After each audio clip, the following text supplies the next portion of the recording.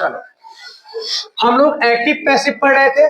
हम लोगों ने एक्टिव पैसिव के सारे टेंसों का अफर्मेटिव कवर कर लिया है। मैंने अपने YouTube चैनल पे उसको डाल दिया है, आप लोग वहां से जाके उसको देख सकते हो। बिना उसको देखे आप इसको नहीं समझ सकते। क्यों? क्योंकि आज हम इंट्रोगेटिव सेंटेंसेस को उठाया है। उसका एक्टिव से पैसिव कैसे बनेगा इसके बारे में आज हम बात करेंगे।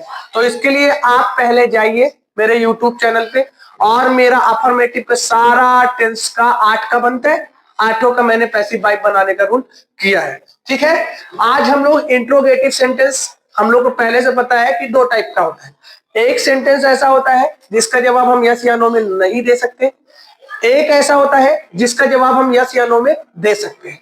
मैं बार बार ये बात क्यों रिपीट करता हूं? इस वजह से रिपीट करता हूं कि हम लोग इसको भूल जाते हैं। ठीक है, अब जिसका जवाब हम यस या नो में दे सकते हैं वो सेंटेंस कैसा होता है? उस सेंटेंस में क्वेश्चन वर्ड हमेशा वाक्य के पहले आता है। इसमें सेंटेंस का स्टार्ट जो होता है वो इंट्रोगेटिव वर्ड से होता है। ठीक है, और जब हम उसको ट्रांसलेट करते हैं तो उसकी इंग्लिश नहीं लिखते हैं, बल्कि उसकी जगह उसमें जो हेल्पिंग वर्ब होती है उससे शुरुआत करते हैं। ठीक है, और जो दूसरा वाला सेंटेंस है जिसको हम लोग WH वाला वर्ड कहते हैं, ऐसे सेंटेंस का जवाब हम लोग यस या नो में नहीं दे सकते। ये हमेशा वाक्य के बीच में आता है और उसकी इंग्लिश हम लोग कहां लिख देते हैं? पहले लिख देते हैं। उसमें से हम लोगों ने आज यस या नो वाले सेंटेंसेस को उठाया है, उसके बारे में हम लोग अच्छे से डिस्क्राइब करके पढ़ते हैं।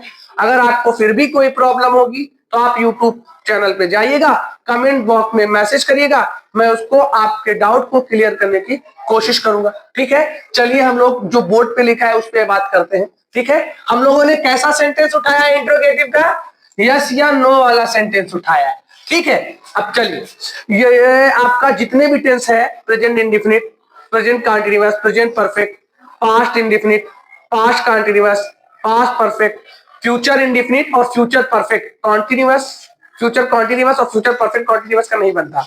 तो आज हम लोगों ने 3 उठाया है, प्रेजेंट इंडेफिनिट का, प्रेजेंट कॉन्टिन्यूअस का और प्रेजेंट परफेक्ट का। हाँ, ये वो सेंटेंस है जिसका जवाब हम यस या नो में दे सकते हैं। ठीक है, चलिए अब इसका रूल क्या है प्रेजेंट इंडेफिनिट टेंस का? जब हम लोग टेंस करते हैं तब इंट्रोगेटिव क्या बनाते हैं? हम लोग डू और डज लिखते हैं। सबसे पहले हेल्पिंग वर्ब, क्वेश्चन वर्ड इसमें शुरुआत में आता है, उसकी इंग्लिश नहीं लिखी जाती है। तो हेल्पिंग वर्ब हमने क्या उठाया? डू और डज उठाया। और मुझे पता है, आपको भी पता है कि डू प्लूरल के साथ जाता है, डज सिंगुलर के साथ जाता है। तो सब्जेक्ट जिस हिसाब से होगा उस हिसाब से हम लोग डू डज यूज करते हैं। पहले रूल देख लिए। रूल क्या है? डू डज सब्जेक्ट वर्ब की फर्स्ट फॉर्म ऑब्जेक्ट, ये आपका एक्टिव वॉइस। जब आप इसका पैसिव बनाते हो तो आप इसमें डू डज नहीं लगाते हो, आप इसकी स्टार्ट करोगे इज एम आर से। डू डज पैसिव वॉइस में नहीं लगाया जाता है। ओके, इस चीज को ध्यान रखिएगा। हम लोग क्या लिखेंगे? इज एम आर, वो सब्जेक्ट जिस हिसाब से होगा हम लोग इज एम आर तीनों में से कोई उठा लेंगे।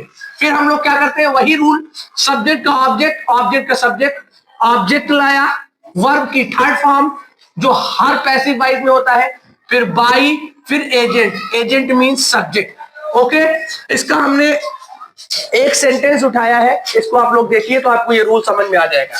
देखिए हमने क्या लिखा है? डज आंचल। अब यहां पर डज क्यों लगाया? क्योंकि आंचल सिंगुलर है, इस वजह से हमने यहां पर डज लगाया। Does Anchal write a story. इसका मतलब क्या हुआ? इसका मतलब क्या हुआ? क्या आंचल स्टोरी लिखती है?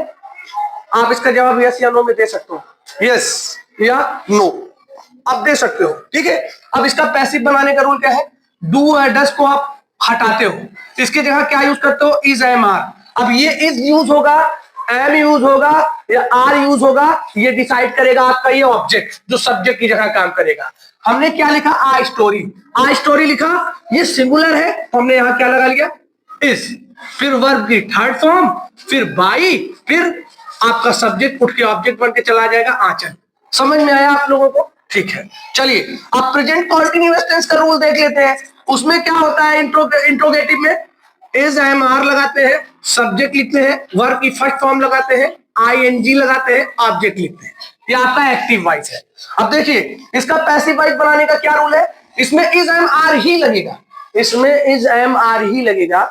आप लोग जब अफर्मेटिव में कॉन्टिन्यूअस पढ़ रहे थे तो आप इसमें क्या हेल्पिंग वर्ब साथ में जोड़े थे, पैसिव वॉइस में बीइंग जोड़े थे, तो आपके इंट्रोगेटिव में बीइंग जुड़ेगा।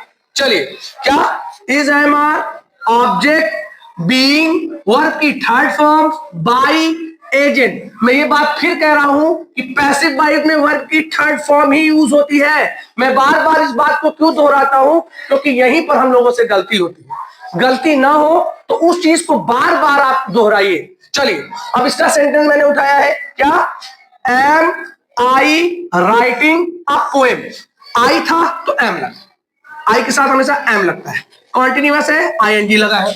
अब इसका रूल के हिसाब से चेक, अब हम लोग क्या लिखेंगे, सब्जेक्ट का ऑब्जेक्ट, ऑब्जेक्ट का सब्जेक्ट। ये सब्जेक्ट है आई, ये पोएम ऑब्जेक्ट है। जब हम ए पोएम को आगे ले आए तो ये सिंगुलर है, तो आपने क्या लगा दिया, एस लगाया।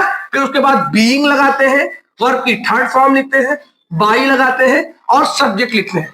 सब्जेक्ट क्या है, प्रोनाउन है आई। आई जब ऑब्जेक्ट बन के जाएगा तो मी में चेंज हो जाता है। ओके, यहां तक आपको समझ में आ गया होगा अच्छे से। चलिए, अब हम लोग तीसरे सेंटेंस पे चलते हैं। प्रेजेंट इंडेफिनिट हो गया, प्रेजेंट कॉन्टिन्यूअस हो गया। हमने तीसरे में पास्ट और प्रेजेंट दोनों के परफेक्ट को ले लिया है, क्योंकि दोनों में वर्ब की थर्ड फॉर्म यूज होती है। प्रेजेंट में हैज हैव लगता है, पास्ट में हैड लगता है, तो आपको घबराने की जरूरत नहीं है। मैंने दोनों का अलग अलग एग्जांपल लिया हुआ है। पहले रूल देख लेते हैं, उसके बाद हम बात करते हैं। रूल क्या है, हैज हैव हैड, तीनों में से कोई लगाइए। हैज हैव लगा रहे हैं तो प्रेजेंट परफेक्ट है, हैड लगा रहे हैं तो पास्ट परफेक्ट है। उसके बाद का रूल सेम होता है, सब्जेक्ट वर्ब की थर्ड फॉर्म ऑब्जेक्ट, ये एक्टिव वॉइस में। ओके, अब इसका देखिए आप, पैसिव वॉइस में क्या है, हैज लगाइए, हैव लगाइए या हैड लगाइए, ये डिपेंड करेगा आपके ऑब्जेक्ट पे जो सब्जेक्ट का काम करेगा। फिर इसमें हेल्पिंग वर्ब क्या यूज हो जाएगी, बीन। एक्टिव से पैसिव बनाते टाइम हैज हैव और हैड के साथ क्या लगेगा, बीन लगेगा, तो हमको बीन लगाना है। फिर वही बात, वर्ब की थर्ड फॉर्म, फिर बाई, फिर एजेंट। ठीक है, अब मैंने दोनों एग्जांपल लिया है, पास्ट परफेक्ट का भी लिया है, प्रेजेंट परफेक्ट का भी लिया है। तो क्या रूल है इंट्रोगेटिव का, पहले हैज, फिर सब्जेक्ट, वर्ब की थर्ड फॉर्म, फिर आकार मींस ऑब्जेक्ट। फिर हम वही करेंगे, हैज लिखा, हैज कैसे लिखा, क्योंकि आकार सिंगुलर है तो हैज लगा दिया। अगर प्लूरल होता सब ऑब्जेक्ट तो हम यहाँ पर हैव लगाते हैं। फिर बीन लगाया, वर्ब की थर्ड फॉर्म, बाई, फारान का फारान रहेगा। ठीक है, दूसरे में हमने पास्ट परफेक्ट लिया है, had, Dev, read, read, read. Verb की तीनों फॉर्म में रीड की स्पेलिंग सेम रहती है, तो ये थर्ड फॉर्म ही समझिएगा आप इसको, had, Dev, read, book. It means इसका क्या होगा, हैड का हैड रहेगा, इसमें सिंपल सा सिर्फ हैड ही रहता है, तो सिंगुलर हो प्लूरल हो मायने नहीं रखता है। इसमें मायने रखेगा, लेकिन इसमें सिर्फ हेल्पिंग वर्ब हैड यूज होता है, तो सब्जेक्ट ऑब्जेक्ट के सिंगुलर प्लूरल होने से कोई मतलब नहीं है। तो क्या लिखा, हैड, फिर ऑब्जेक्ट को उठा लाए, बुक, बीन, वर्ब की थर्ड फॉर्म रीड, बाई, देव। इस तरीके से इंट्रोगेटिव का तीनों टेंस आज हम लोगों ने पढ़ लिया। प्रेजेंट इंडेफिनिट पढ़ा, प्रेजेंट कॉन्टिन्यूअस पढ़ा और प्रेजेंट परफेक्ट कॉन्टिन्यूअस पढ़ लिया। अब हम लोग पास्ट इंडेफिनिट का इंट्रोगेटिव भी देखेंगे, पास्ट कॉन्टिन्यूअस का भी देखेंगे और पास्ट परफेक्ट का भी देखेंगे। हमने इसमें एग्जांपल एक या दो लिया है। आप लोग से मैं पहले भी कह चुका हूं कि किसी भी रूल को याद करने के लिए आपको कम से कम मिनिमम 5 या 10, जितने में आपको रूल याद करने की जरूरत ना पड़े उतना एग्जाम्पल कर लीजिएगा। अगर आपको अपर भी इसमें कोई दिक्कत आती हो तो आप मेरे कमेंट बॉक्स में जाकर आप मैसेज कर सकते हो। अगर आप चाहें तो मैं हट जाता हूं, आप इसका स्क्रीनशॉट भी ले सकते हो, ठीक है, जो आपको बाद में नोट करने का काम आएगा। ओके, अगर आपको और ग्रामर के किसी भी टॉपिक पे कोई भी चीज पूछनी हो, आप मुझसे कमेंट बॉक्स में जाकर उसको पूछ सकते हैं।